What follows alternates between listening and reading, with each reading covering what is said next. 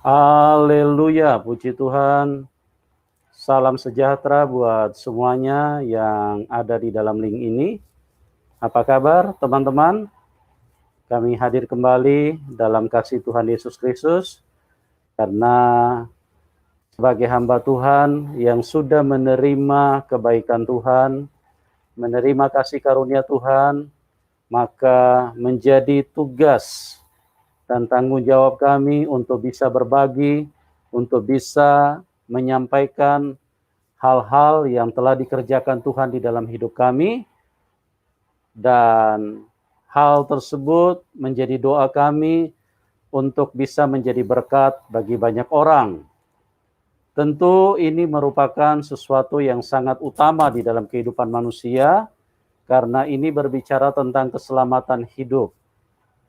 Sebagai anak manusia yang bermiliat-miliat yang ada di tengah dunia ini, semua akan berakhir di dalam kematian secara tubuh. Nah, setelah manusia mati secara tubuh, maka manusia akan menuju kepada kekekalan. Di dalam perjalanan hidup manusia menuju kekekalan, tentu hanya ada dua tempat. Kalau manusia percaya kepada Tuhan, kalau manusia ditebus dosanya oleh Tuhan, maka dia bisa pulang ke surga. Tetapi kalau manusia tidak percaya kepada Tuhan dan tidak mau ditebus dosanya, maka Anda akan pulang ke neraka. Anda akan masuk neraka, bukan pulang. Anda akan diseret ke neraka oleh iblis. Karena memang konsep antara iblis dengan Tuhan itu bertentangan. Tuhan mengasihi manusia, Tuhan menciptakan kehidupan, tapi iblis sangat membenci manusia. Iblis menciptakan kematian. Dari dunia saja manusia sudah dibuat menderita lewat penyakit, kecelakaan, bencana, bahkan virus belakangan ini. Supaya apa? Supaya manusia mati. Iblis itu sangat jahat. Dia tidak suka manusia hidup. Dia mengambil hak asasi manusia. Manusia lagi asik-asik bersama keluarga, bersama istri, bersama suami, tiba-tiba dimatiin sama setan. Nah, inilah iblis begitu jahat. Hak asasi manusia, hak hidup manusia diambil sama setan. Karena iblis ini sangat jahat. Oleh sebab itu, Bapak, Ibu, teman-teman yang kami kasihi, pastikan hidupmu untuk berjumpa dengan Tuhan, ya. Mungkin ada yang berkata, "Oh, saya sudah punya Tuhan." Sabar dulu, Mas. Ya, Mbak, sabar dulu, Mas Bro, Sister, sabar dulu. Karena di dalam kehidupan ini, kalau kita tidak bertemu dengan Tuhan yang benar, nah ini fatal, ini cilaka bagi orang-orang yang mengalami hal seperti itu. Ya, karena banyak hal-hal yang bisa dijadikan Tuhan. Tetapi tentu yang menjadi induknya, yang menjadi biang keroknya adalah iblis. Karena iblis dari dulu sangat kepengen untuk jadi Tuhan.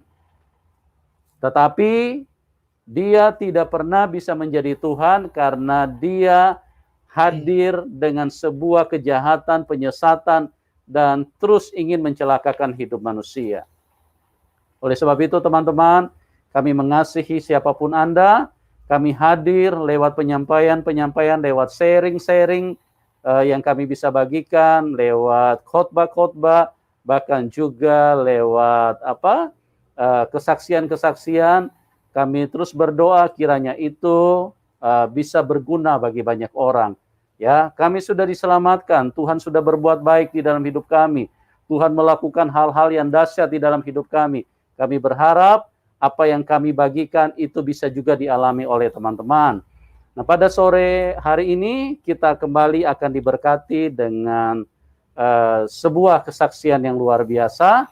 Bagaimana Tuhan Yesus hadir di dalam kehidupan seseorang, dan beliau yang tadinya di dalam kehidupan yang imannya bertentangan dengan iman kepada Tuhan Yesus, oleh kasih Tuhan, oleh kuasa Tuhan Yesus, Tuhan masuk di dalam kehidupannya, dan akhirnya narasumber ini bisa menjadi percaya kepada Tuhan Yesus. Ya, nah bagaimana kisah selengkapnya? Kita akan bincang-bincang dengan narasumber kita, yaitu Mas ANS. Ya, Mas ANS. Oke, kita sapa dulu. Selamat sore, Mas ANS. Selamat sore, Bapak. Apa kabar? Baik, luar biasa. Puji Tuhan, haleluya ya. Amin. Makasih ya Mas ANS, ini luar biasa sekali nih. Orang kalau sudah berjumpa dengan Tuhan, aura wajahnya juga memancarkan kemuliaan Tuhan, memancarkan sinar kasih, karena itulah yang dihadirkan oleh Tuhan. Jadi kita mengikut Tuhan Yesus itu bukan hanya sekedar beragama. Kita mengikut Tuhan Yesus itu bukan hanya sekedar menjadi orang Kristen. Karena Roh Kudus itu masuk di dalam hidup kita. Itulah yang memberdayakan hidup kita.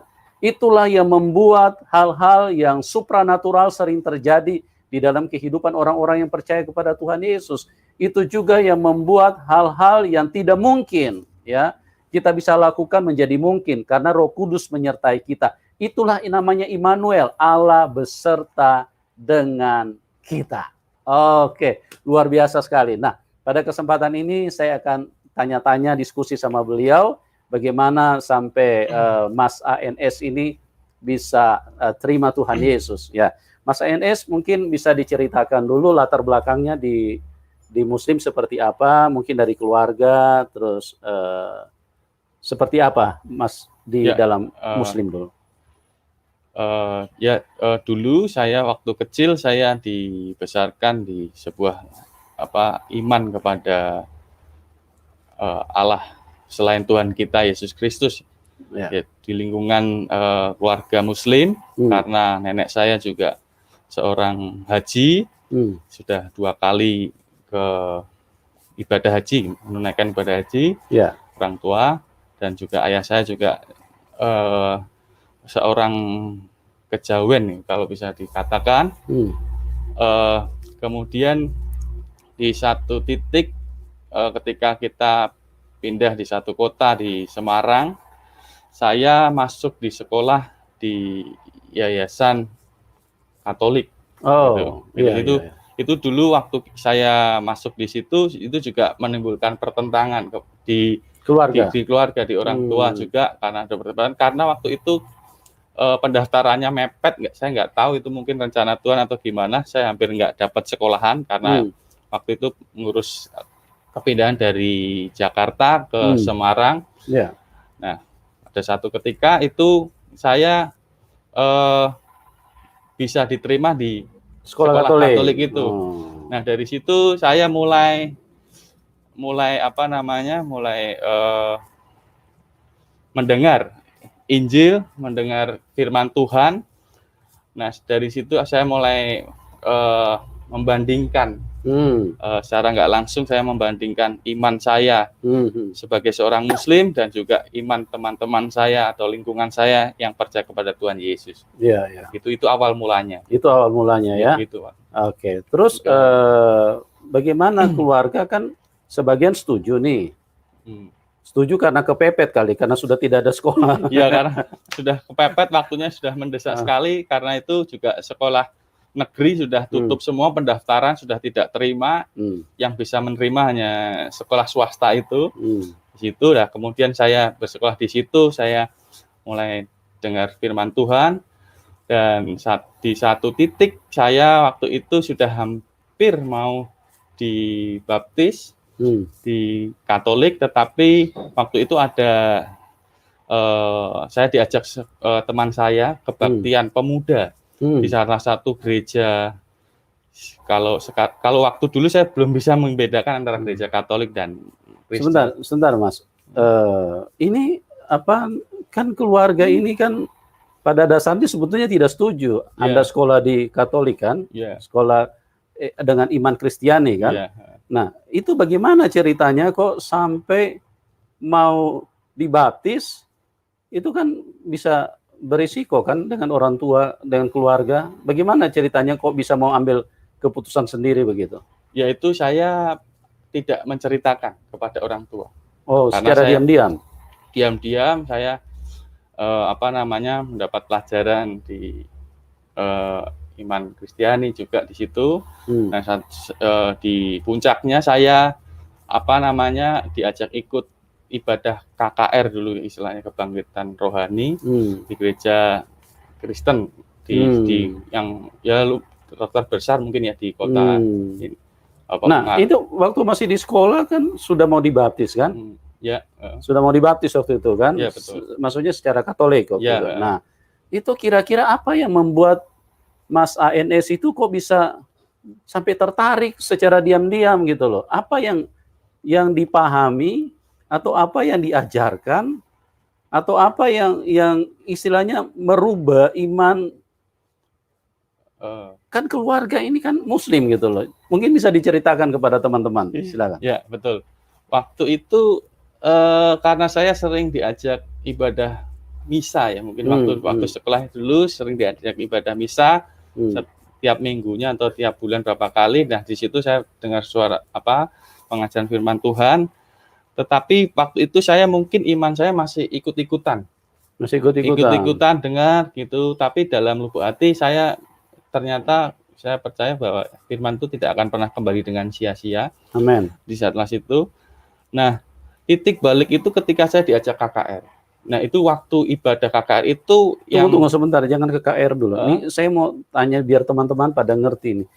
Bagian-bagian mana yang Mas ANS itu tertarik kok pada waktu itu sampai mau dibaptis secara diam-diam? Bagian mana yang poin-poin apa yang membuat Mas ANS itu tertarik dengan Tuhan Yesus gitu loh? Ya, saya tertariknya adalah Tuhannya orang Katolik atau Nasrani, Kristen sekarang yang saya pahami itu Tuhan yang begitu penuh dengan kasih. Jadi karena kasih itu mereka mengatakan bahwa iman mereka adalah bahwa manusia itu diselamatkan karena kasih karunia, bukan perbuatan. Nah, di situ saya berpikir betul juga, karena kalau kita berusaha sebaik apapun, sesaleh apapun, kita tetap bisa punya potensi untuk terus jatuh di dalam dosa. Betul. Mau dosa 1 kali, 2 kali, 3 kali, 4 kali, itu tetap dosa.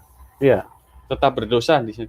Nah, karena iman Katolik atau Nasrani mengajarkan bahwa Tuhan itu penuh kasih, Tuhan sampai datang ke dunia dalam wujud manusia, dia nuzul dari roh menjadi daging, tinggal bersama kita, itu membuktikan kasih yang luar biasa dan dibuktikan dengan pengorbanan Tuhan Yesus di atas kayu salib. Dia berkata, barang siapa percaya kepadaku, dia tidak akan binasa, bahkan memperoleh hidup yang kekal. Amin. Nah, dari situ saya percaya secara pikiran, saya orangnya juga orang yang overthinking overthinking, rasional juga, betul juga. Karena kalau memperhatikan realita fakta di sekeliling saya, manusia tidak mungkin bisa selamat dengan usahanya sendiri. Betul. Sebaik apapun dia, sesaleh apapun dia tetap manusia berdosa.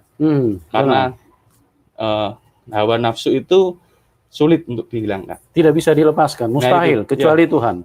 Kecuali karena anugerah Tuhan kita dibenarkan. Betul. Amin. Dari dibenarkan itulah kita diampuni dan dosa kita ditebus. Ya. Seperti itu. Ya, mungkin Mas ANS bisa cerita sedikit doktrin di dalam agama yang lama itu seperti apa sehingga Mas ANS rasionalnya lebih mengarah, lebih condong kepada kekristenan gitu loh. Oke. Kalau iman saya sebelumnya itu sangat menitik beratkan kepada amal soleh atau perbuatan baik. Kita harus taat dalam setiap hukum perintah-perintah Tuhan. Tidak boleh melanggar perintah-perintahnya, macam-macam perintahnya kan. Jangan membunuh, jangan berzina, jangan berdusta, jangan iri hati dan lain sebagainya. Itu sangat harus taat, harus sembahyang 5 waktu. Bahkan kalau kita tidak melewatkan salah satu kewajiban agama kita sudah berdosa. Kita melanggar sedikit apapun kita berdosa. Walaupun di satu sisi kita juga melakukan amal perbuatan baik, tetapi sama aja kita kayak menabung pahala dan juga menabung dosa. Jadi betul, kan?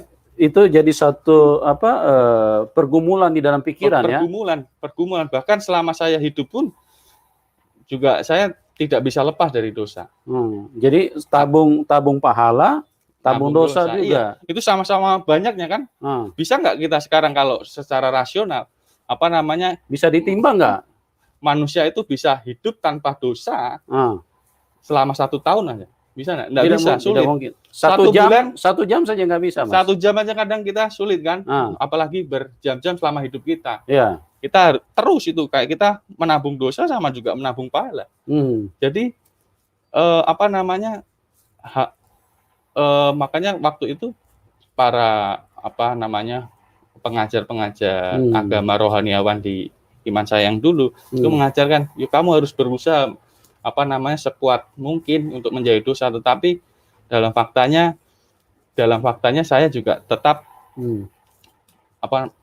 kesulitan. Nah, ketika saya berada di lingkungan Katolik dan di sekolah Katolik, saya bertemu dengan teman-teman yang mempunyai iman yang berbeda. Saya di situ berpikir. Nah, dari situlah saya mulai menjajaki. Saya masih meraba-raba ibaratnya ya. Ini seperti apa sih? Makanya saya diajar di situ di sekolah itu. Saya makanya waktu itu ada pendaftaran salah satu guru saya untuk mau enggak kamu ikut kategorisasi gitu untuk jadi didasari dengan terjadi pergulatan rasional ya, pemikiran ya. Betul. Bahwa di dalam iman yang lama sepertinya itu hal yang mustahil untuk bisa dipenuhi. Sementara Mas ANS kepengen ke surga. Ya kan? Seperti itu ya. Betul. Oke. Nah, terus tadi ceritakan kemudian mengikuti KKR. Nah, itu bisa diceritakan kepada teman-teman gimana? Waktu saya ikut kategorisasi, saya belum banyak menemukan jawaban yang memuaskan saya, memuaskan pikiran hati saya. Nah, di satu titik saya diajak oleh teman saya satu kelas, itu ada kebangkitan rohani KKR di gereja di Ungaran, gitu. Nah, di sana ketika saya mendengar khotbahnya itu khotbahnya mengulas tentang penebusan dosa. Yesus sebagai penebus dosa. Nah, di satu titik itulah saya mulai, ini jawaban yang saya butuhkan. Ini yang dicari selama ini. Karena kalau kita waktu itu dia mengulas sebuah ayat, karena begitu besar kasih Allah akan dunia ini dan barang siapa percaya kepadanya, kepada anak yang tunggal itu, dia tidak akan binasa tetapi memperoleh kehidupan yang kekal. Amin. Itu kepada Tuhan Yesus Kristus. Nah, dan dia menjebarkan tentang penebusan dosa yang dilakukan oleh Tuhan Yesus. Nah, disitulah saya mulai lebih dalam lagi, intens. Mulai baca firman Alkitab. Waktu itu saya juga ngumpet-ngumpet juga, karena kan waktu itu saya dikasih Alkitab kan, tapi saya bawa pulang, saya taruh di rumah aja tanpa sepengetahuan orang rumah sih. Saya hanya baca-baca aja. Secara diam-diam, sembunyi-sembunyi. Sendiri gitu ya. Itu kalau ketahuan orang tua konsekuensinya apa itu, Mas? Ya kalau ketahuan orang tua ya saya mungkin konsekuensi terparahnya saya bisa diusir ya, maksudnya nggak diakuin anak lagi. Karena ya apalagi keluarga dari mama saya itu latar belakangnya Muslim juga yang taat, yang betul-betul mereka tuh taat agama ya, militan ya. Gitu. Oke. Terus di dalam iman yang dijalani setelah mulai mengenal Tuhan Yesus itu bagaimana mengekspresikan? Kan orang tua kan belum Ya, Belum ini, ya belum setelah apa? ibadah Belum. KKR itu selesai, saya juga seperti rutinitas biasa, saya juga masih ke Dalam masjid. syariat-syariat Ya, iman yang lama, ya. agama yang lama ya. Cuma di Masih satu sisi lain, saya juga mulai juga datang ke gereja tersebut secara diam-diam. Oh, Nah, diam-diam, nah disitulah saya mulai apa namanya, ada pengertian-pengertian yang baru. Walaupun saya belum menerima secara total, tetapi terus saya kan ada keinginan hasrat untuk saya terus mengetahui iman Kristen itu seperti apa. Oke. Nah, orang tua curiga nggak? Kan kegiatan untuk kekristenan itu ibadahnya biasanya hari Minggu. Ya. Atau mungkin malam hari. Pernah nggak orang tua curiga kalau Mas ANS ini sepertinya sedang ada perubahan gitu loh di dalam apa cara hidupnya? Ya, awalnya itu saya nggak datang ke gereja yang tiap minggu, tapi datang di ibadah-ibadah tengah minggunya. Di komsel-komselnya itu kan lebih intens ya, di rumah-rumah gitu kan, waktunya lebih fleksibel gitu ya. Gitu, dan itu saya juga bisa tanya jawab dengan ketua komselnya gitu, seperti itu ya. Jadi di situ saya dibangun, iman saya semakin bertumbuh. Itu kan saya datang pertama KKR itu sekitar tahun 2001 2002. 2002. Saya dibaptis secara iman kepada Yesus di iman Kristen itu tahun 2004. Saya kelas 1 SMA. Nah, di situ ketika saya sudah dibaptis,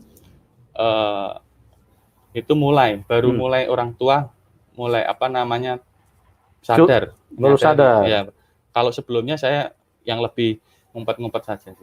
Jadi begitu sadar, apa reaksi mereka, Mas? Ya, mama saya nangis-nangis. Nangis-nangis. Tapi kalau ayah saya ya enggak apa-apa, biarin aja. Itu perjalanan iman seseorang. Jangan dipaksa karena kita keturunan, tapi biarkan dia memilih, mencari sendiri dan mendapatkan sendiri. Nah, itu awalnya. Tapi mama saya tetap yang, wah kamu jangan gini. Langsung mau dipindahkan itu sekolah. Mau dipindahkan dari sekolah? Iya.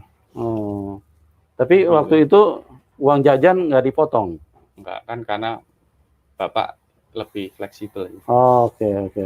Mungkin Mas ANS bisa dijelaskan sedikit supaya teman-teman yang menyaksikan kita ini bisa lebih jelas yang dimaksud dengan apa kita tidak mungkin bisa hidup benar. Kan kita ini kan pada dasarnya semua kan manusia yang terkurung di dalam dosa. Ya kan? Tadi kan sudah dibilang kita ini nabung amal juga nabung dosa.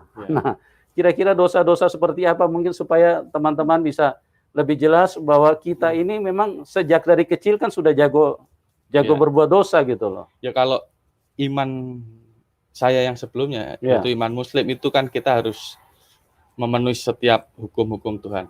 Maksudnya kewajiban syariat-syariatnya itu harus, salah satunya itu. Kalau kita tidak tidak sholat misalkan ya, kita absen satu kali dua kali itu sudah ada hukuman tersendiri, ada dosa sendiri. Apalagi sholat Jumat. Itu kalau ibadah-ibadah di sholat Jumat itu kalau kita sebagai laki-laki nggak sholat satu kali aja itu hukumannya sudah berapa tahun di neraka gitu. Udah kayak seperti itu. Nah, di luar itu kita juga bisa, selain kita tidak bisa mengikuti 100% hukum Tuhan, di luar itu kita juga bisa berpotensi dosa juga.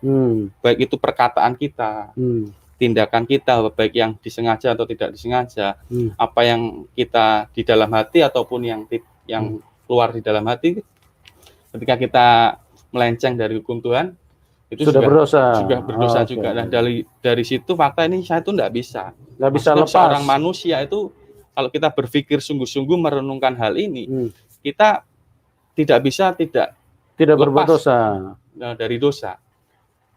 Dari kita sejak kecil sampai kita nanti meninggal, kalau kita mau jujur fair, itu dosa berapa banyak yang kita sudah lakukan. Betul. Kita menyakiti, berkata kasar kepada orang tua atau istri atau anak atau siapapun, itu sudah kita ngomel-ngomel, maki-maki orang, sudah dosa. Apalagi kita membunuh, itu lebih lagi. Apalagi kita punya pikiran cabul, pikiran kotor. Pikiran cabul kotor itu juga sudah berdosa. Bahkan riba aja kan juga nggak boleh. Ya, makanya Rasul Paulus bilang di dalam Roma 7, aku manusia celaka. Betul. Ya kan?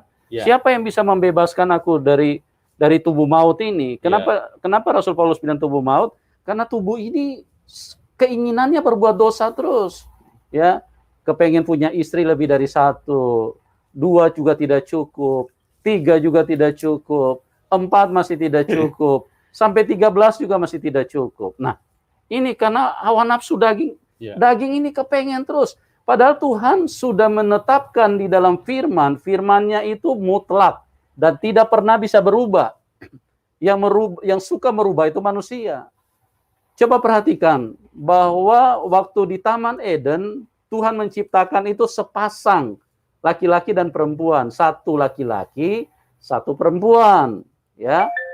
Tidak pernah ada 2 perempuan atau 3 perempuan atau 4 perempuan.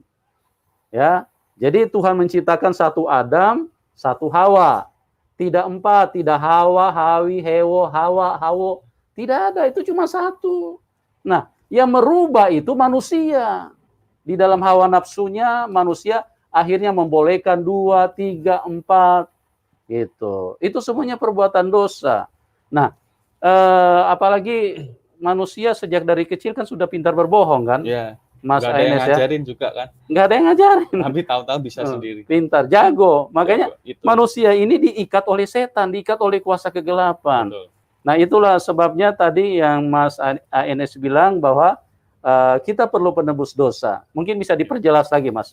Silakan, biar teman-teman bisa mendapatkan berkat dari apa yang telah Tuhan kerjakan di dalam hidup Anda.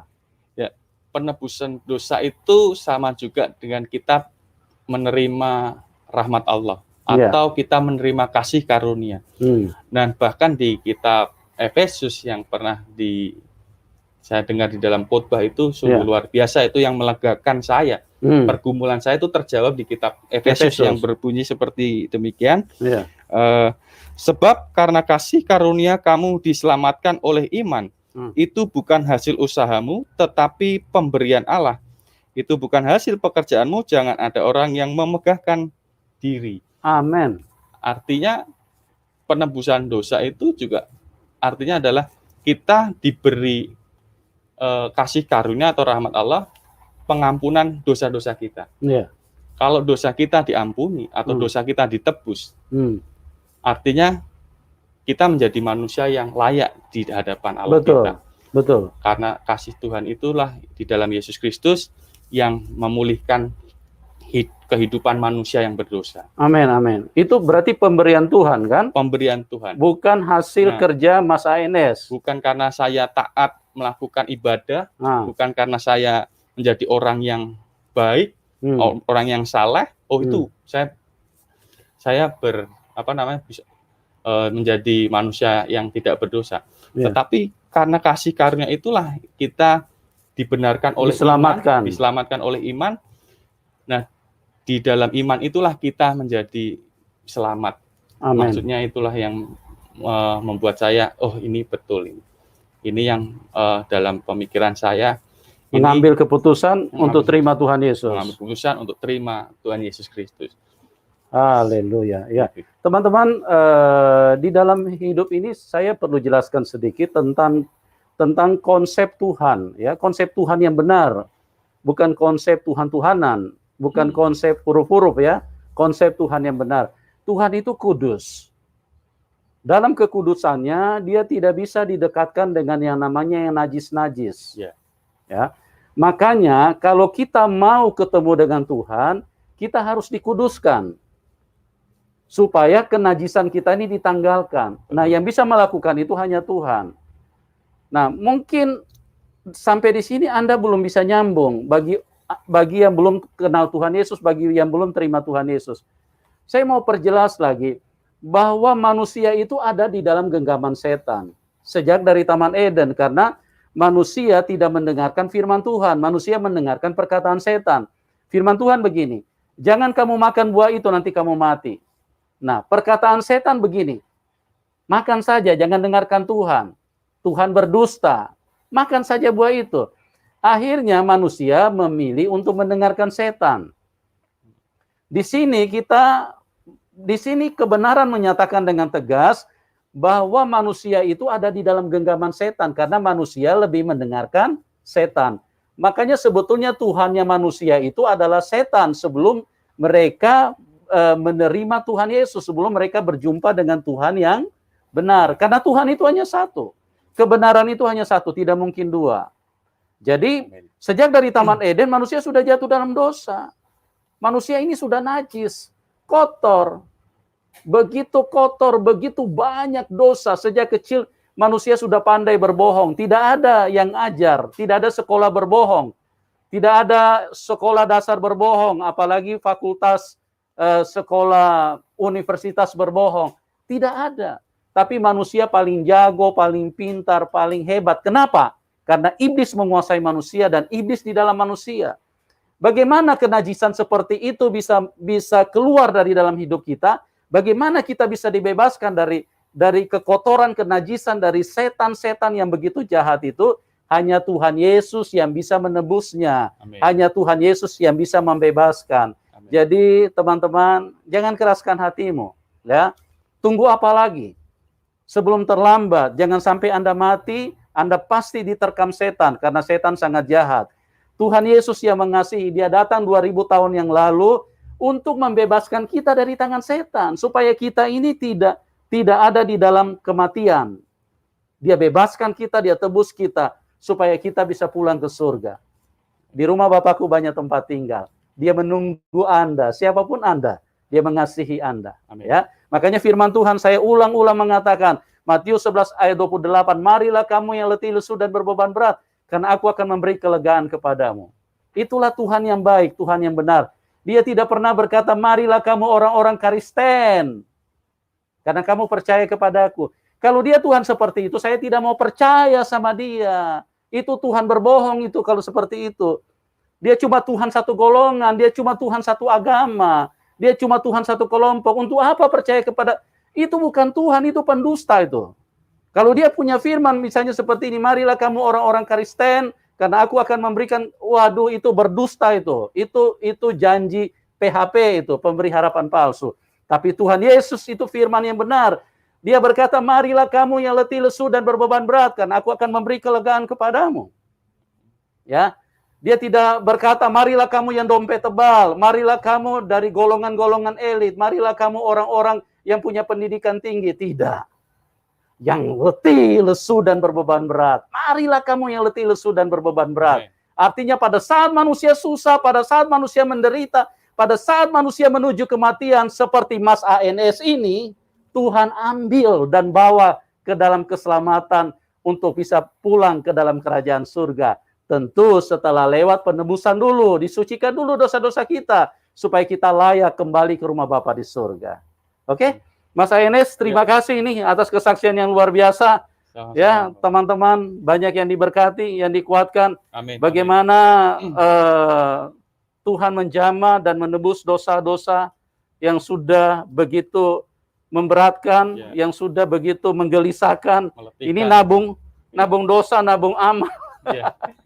Ya. Sama-sama banyak.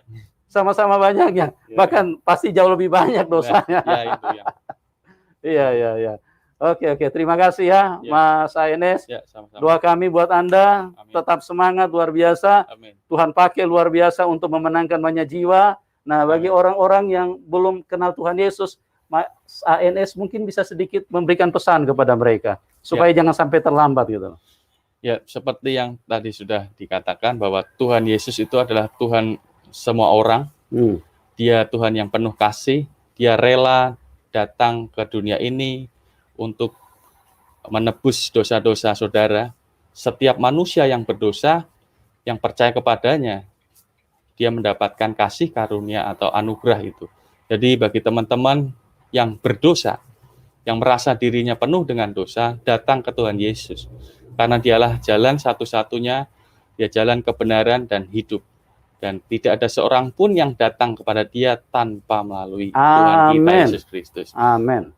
Ya, gitu. Oke, terima kasih ya. teman-teman terus bertumbuh di dalam Tuhan, dan yang belum percaya Tuhan Yesus jangan sampai terlambat. Amin. Kami mengasihi Anda, Tuhan Yesus mengasihi Anda, Tuhan Yesus memberkati kita semua, dan salam kemenangan buat kita semua. Amin. Amin.